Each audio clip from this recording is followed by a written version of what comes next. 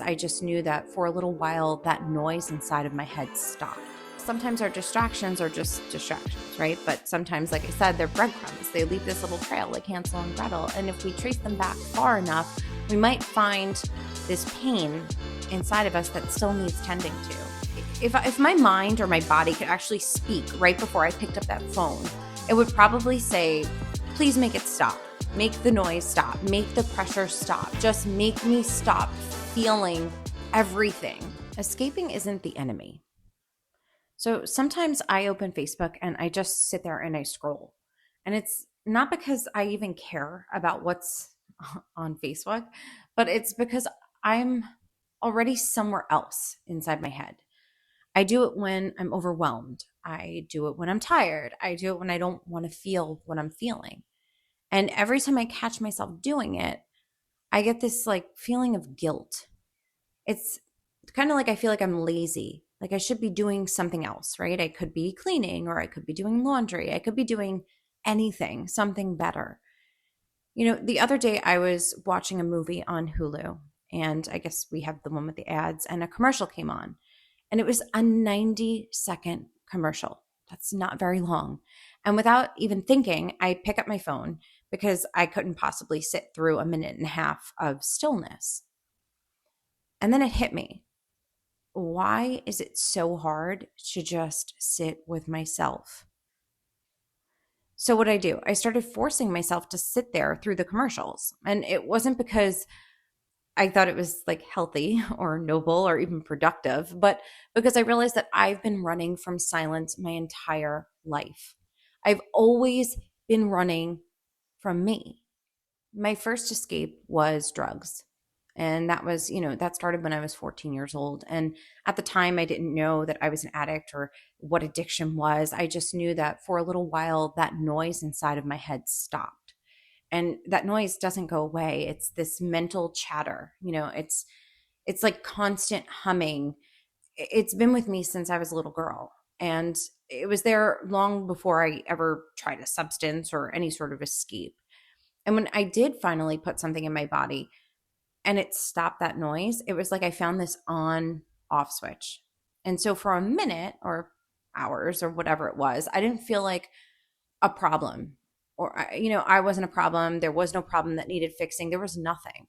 And that was the trap, of course, because what started as a solution became its own problem. And obviously that escape became everything. And you know addiction is like this constant pain. It's a full-time job. It is, no days off. There's no vacation time, PTO. It consumed every moment of my life.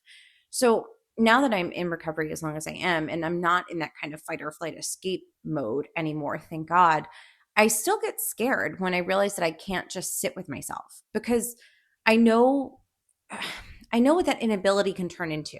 That inability to sit with me, to be comfortable with me. And the truth is, I still want to escape all the time. So what do? I scroll, I eat, I binge watch. I just want to numb out. And it's not like in a catastrophic way, but in these small, quiet ways. They still carry something darker. And so lately I got a little curious, because I don't believe that escapism is an enemy, like we portray it. I think it's a message. I think there's a message in everything. And, if you look at psychology, they call this avoidance coping, right? There's all these different theories and psychological explanations, like cognitive load theory. It says our brains can only hold so much. So when we're maxed out, whether that be emotionally or mentally or physically, we're looking for relief. And that's not because we're lazy. It's because we're human. And there's a lot going on. We're constantly being bombarded. And sometimes the escape is unconscious, right? So it's like muscle memory. I sit on the couch, I'm watching Hulu, and I just pick up the phone. I'm not even consciously doing that. And other times I think it's more like this cry for help. And if my mind or my body could actually speak right before I picked up that phone, it would probably say, please make it stop. Make the noise stop. Make the pressure stop. Just make me stop feeling everything constantly. Everything. And I don't think that that's weakness. I just think that maybe it's a sign that I need something. And I don't know what that something is. Maybe it's rest or peace or safety or permission, or I don't know. But what I've come to learn is that not all escape is bad, because there's a difference between, numbing and resetting. And I think we can all kind of feel that difference in our bodies. I know I can. So, how does something make you feel after you do it? So, for example, if I'm scrolling on Facebook for an hour, how do I feel when I'm done? Do I feel better or worse? I feel like I've done absolutely nothing, probably worse. But, if I'm going to take the dogs for a walk with my husband, even though it's the middle of a work day, because I need to just walk out, or if I need to just go out with a friend for an hour and chat, even though I've got a million things to do, that may be a different kind of escape. It's something that leaves me a little bit lighter after. Maybe I'm calmer, maybe I'm more present after. And I think that's how we know the difference, or at least how I know the difference. How do I feel after I do something? How does that make me feel on the inside? And obviously, there are still days when I want to disappear into my phone or into a gallon of ice cream, or I just want to lay on the goddamn couch and watch whatever the fuck I want.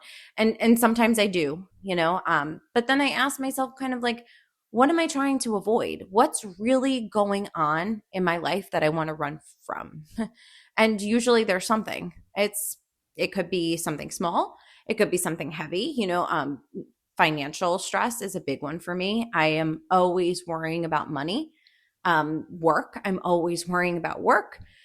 Even like a decision I don't want to make. If there's a decision I don't want to make, I want to hide from something, or maybe it's just like this old like sound in my noise, like that I'm not enough, and it sneaks back in, and all these feelings come back. But it could be anything, and when I can name it instead of not know what it is, when I can name it and then I sit with that discomfort instead of trying to escape it, I don't always feel better. But sometimes I feel clearer, because at least I'm being honest with myself and I'm living my life instead of trying to avoid it. And by identifying, I think we do that.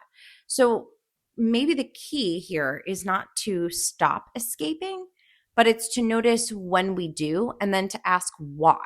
Like, why are we trying to escape? What are we escaping from? What are we running from on the inside? Because if we follow that impulse, right, and we don't judge it, we don't shame it, we just follow it, follow the breadcrumb trail, we might uncover something important. What is that? Well, sometimes our distractions are just distractions, right? But sometimes, like I said, they're breadcrumbs. They leave this little trail like Hansel and Gretel. And if we trace them back far enough, we might find this pain inside of us that still needs tending to. Or we might find that there are needs we have that are just not getting met. And it's even possible that we just find a version of ourselves that's tired, that wants a break, doesn't know how to ask for it. I have trouble asking for that because I feel guilty. And that doesn't make me a broken human. It just makes me a human.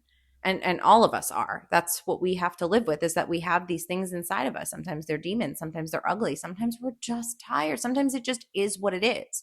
And so I still want to escape all the time. That is a fact.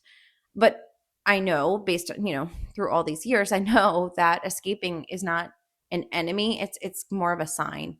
It's like a soft alarm, and it tells me that something inside of me needs caring. And what's really scary is if I continue to ignore that, because that could snowball into something else. And that's why I am finally learning to listen to that need and desire to escape.